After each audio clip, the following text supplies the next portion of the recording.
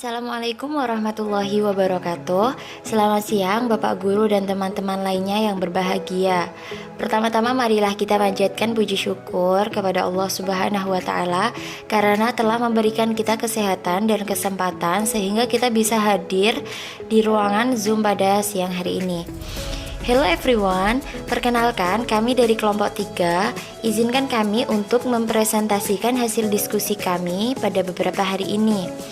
Pada hari ini, saya Ladina Aninaim sebagai moderator yang akan memandu presentasi hasil diskusi kami mengenai ilmu hukum. Namun, sebelum itu saya akan memperkenalkan kelompok saya yang terdiri dari Syahril Batman, Raifatul Umam, Muhammad Umar Faruk. Next, yang pertama saya akan membahas tentang pengertian ilmu hukum. Apa itu hukum? Hukum adalah peraturan yang berupa norma dan sanksi yang dibuat dengan tujuan untuk mengatur tingkah laku manusia, menjaga ketertiban, keadilan, mencegah terjadinya kekacauan. Hukum juga dapat diartikan sebagai sebuah peraturan atau ketetapan maupun ketentuan yang tertulis ataupun yang tidak tertulis untuk mengatur kehidupan masyarakat. Selanjutnya, fungsi dan tujuan hukum. Fungsi hukum yang pertama, hukum berfungsi sebagai alat ketertiban dan keteraturan masyarakat. Yang kedua, hukum sebagai sarana untuk mewujudkan keadilan sosial lahir batin. Yang ketiga, hukum berfungsi sebagai alat menggerak pembangunan, dimanfaatkan sebagai alat otoritas. Yang keempat, hukum berfungsi sebagai alat kritik. Dan yang kelima, hukum berfungsi sebagai sarana untuk menyelesaikan pertingkaian. Adapun tujuan hukum menurut pendapat para ahli. Yang pertama, pendapat Purnadi dan Sujono Sukanto. Tujuan hukum adalah kedamaian hidup antar pribadi yang meliputi ketertiban ekstern dan intern. Adapun yang kedua, menurut pendapat Van Apeldoorn, tujuan hukum adalah mengatur pergaulan hidup manusia secara damai. Dan selanjutnya, metode dan objek ilmu hukum. Metode ilmu hukum terbagi menjadi dua, yaitu penelitian hukum normatif. Dan di situ ada 5, yaitu penelitian terhadap asas-asas hukum, penelitian terhadap sistematika hukum, penelitian terhadap taraf sinkronisasi hukum, penelitian sejarah hukum, dan penelitian perbandingan hukum. Dan metode ilmu hukum yang kedua yaitu penelitian hukum empiris, yaitu ada penelitian terhadap identifikasi hukum atau disebut dengan hukum tidak tertulis, dan yang kedua penelitian terhadap efektivitas hukum. Objek ilmu hukum.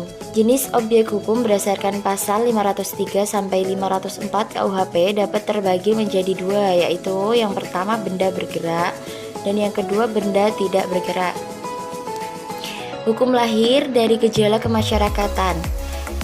Hukum sebagai gejala sosial dan berfungsi sebagai kontrol sosial dalam masyarakat.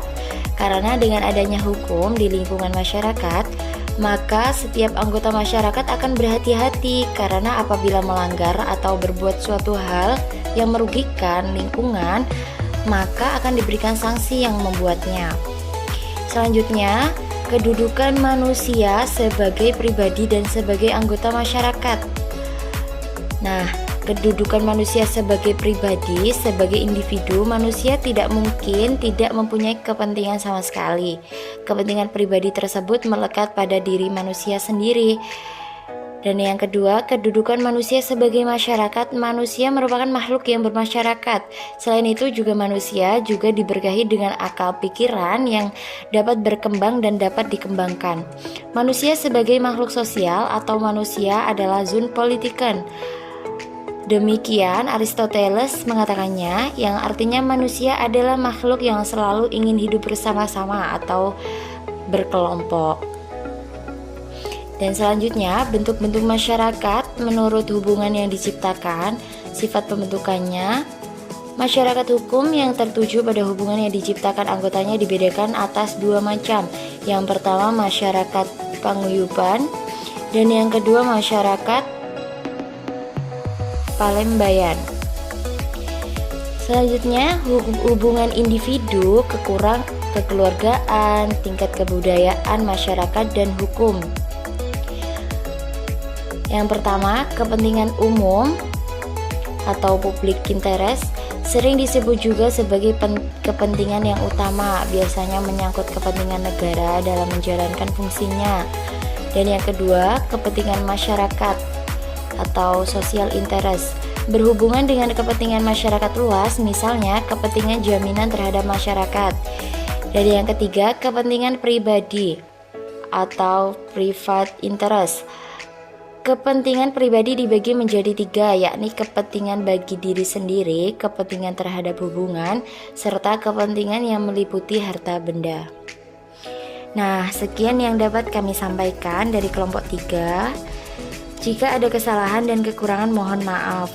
Akhirul kalam, syukron, wassalamualaikum warahmatullahi wabarakatuh.